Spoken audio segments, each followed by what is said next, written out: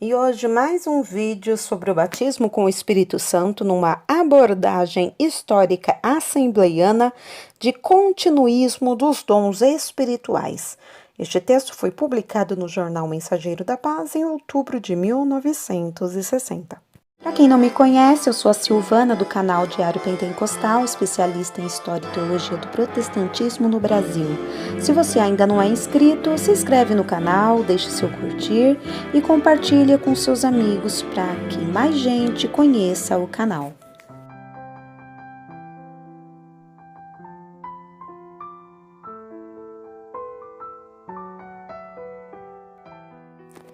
Os frutos do Espírito mencionados pelo apóstolo São Paulo em Gálatas 5, do 22 ao 25, são representados pela observância de uma vida regenerada, bem como pela demonstração de verdadeira santificação por aqueles que se rendem a Cristo e o aceitam por Salvador pessoal.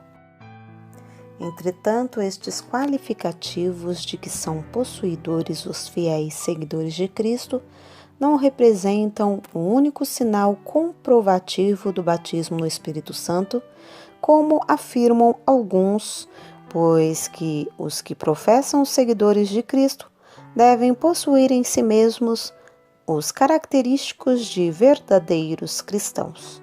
De outra maneira, não poderiam chamar-se cristãos.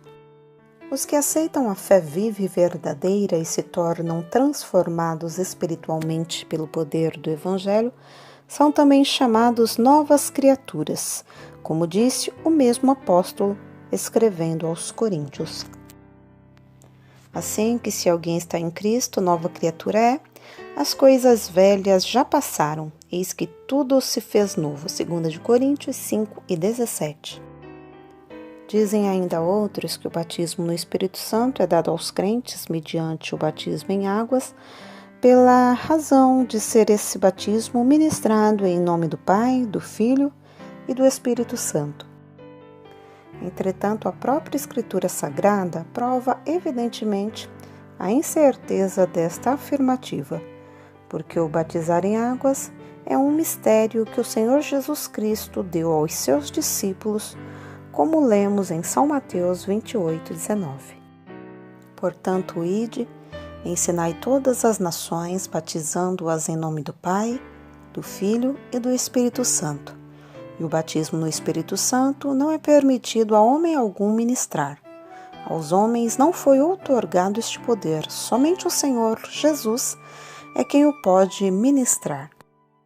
João Batista, o precursor de Cristo, batizava com água para o arrependimento e, no entanto, indica a Jesus como batizador com o Espírito Santo. Ouçamos, pois, o que ele mesmo diz: E eu, em verdade, vos batizo com água para arrependimento, mas aquele que vem após mim é mais poderoso do que eu, cujas alparcas não sou digno de levar. Ele vos batizará com o Espírito Santo e com fogo. Confirmando em Atos 1:5, cujo sinal, línguas estranhas, encontrava-se em Atos 2:4, e todos foram cheios do Espírito Santo e começaram a falar noutras línguas, conforme o Espírito Santo lhes concedia que falassem. E no capítulo 10 e 46 do mesmo livro de Atos também lemos: Porque os ouvimos falar línguas e magnificar a Deus. Observemos cuidadosamente o que Paulo disse, escrevendo aos Coríntios: Porque o que fala a língua estranha não fala aos homens, senão a Deus, porque ninguém o entende, e em espírito fala de mistérios. 1 Coríntios 14:2.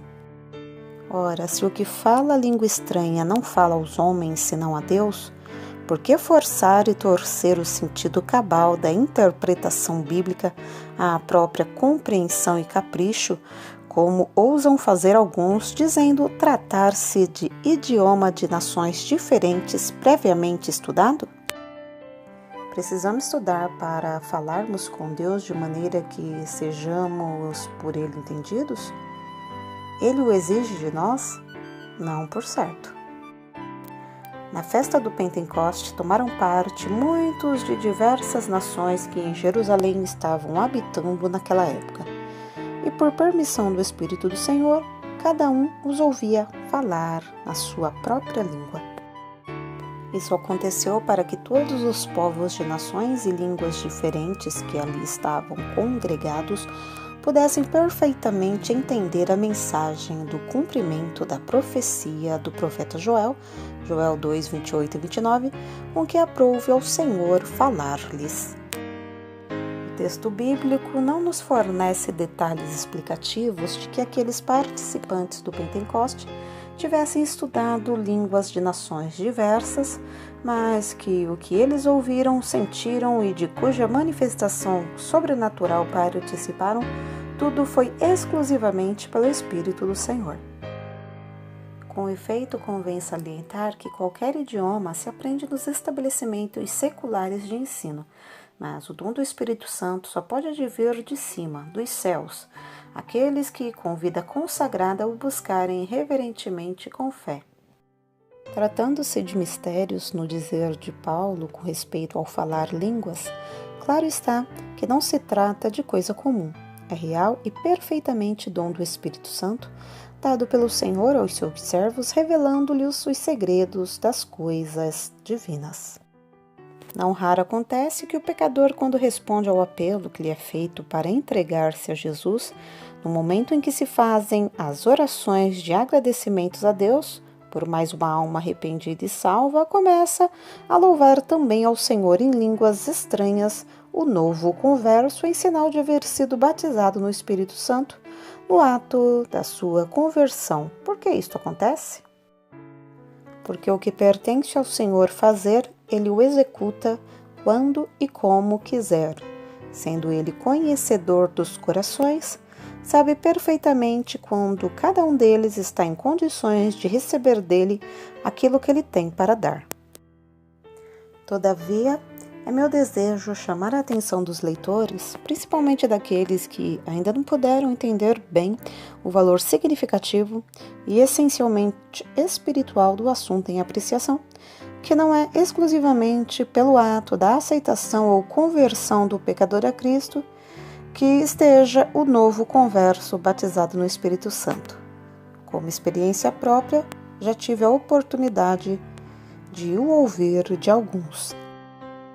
Se assim fosse, Paulo não teria necessidade alguma de perguntar aos novos conversos em Éfeso se estes haviam recebido o Espírito Santo quando creram. E quando Paulo perguntou, a resposta que lhe deram foi esta: nós nem ouvimos que haja Espírito Santo. Atos 19, 2. Vejamos agora a prova. Impondo-lhes Paulo as mãos, veio sobre eles o Espírito Santo, e falavam línguas e profetizavam. No mesmo livro de Atos 8, 14 e 16, lemos o seguinte: os apóstolos que estavam em Jerusalém, ouvindo que Samaria recebera a palavra de Deus, enviaram para lá Pedro e João, os quais, tendo descido, oraram por eles para que recebessem o Espírito Santo, porque sobre nenhum deles tinha ainda descido, mas somente eram batizados em nome do Senhor Jesus. Os samaritanos, pois, receberam a palavra de Deus, foram batizados em nome do Senhor Jesus, mas somente receberam o batismo no Espírito Santo mediante a imposição das mãos de Pedro e João. Temos, portanto, aqui uma prova de que estes apóstolos, demonstrando o desejo de que aqueles que receberam a mensagem da palavra de Deus fossem também revestidos de poder do Espírito Santo, oraram em favor deles neste sentido e obtiveram imediatamente a resposta: é lícito proibir as línguas? Antes que se responda a pergunta supra, quero deixar narrado o seguinte ponto e permitir, aliás, que a própria Bíblia lhe dê a resposta. Paulo admoestou os crentes em Corinto que buscassem com mais zelo e dedicação o dom de profetizar. Isto porque, havendo entre eles inexperiência na fé, negligenciavam este dom muito precioso e útil à Igreja. Entretanto, ele não proibiu e nem permitiu que proibissem as línguas estranhas, como lemos. Portanto, irmãos, procurai com zelo profetizar e não proibais falar em línguas. Não é lícito, pois, proibir as línguas estranhas. O verdadeiro preparo para a testemunha de Cristo. O batismo no Espírito Santo, como um dos principais e excelentes dons espirituais, se nos apresenta como um verdadeiro preparo para o serviço do Senhor. Não somos e nem podemos ser contra a instrução intelectual de que se possa servir o obreiro, pois realmente a sabedoria é coisa muito excelente. Dela todos precisam e a todos ela é útil. No entanto, o que não se deve admitir é que a ciência humana seja o preparo único e exclusivo da testemunha de Cristo, pois o verdadeiro preparo e revestimento do poder do alto com as armaduras para os batalhadores contra as trevas do mal são aqueles que nos podem advir pelo Espírito do Senhor.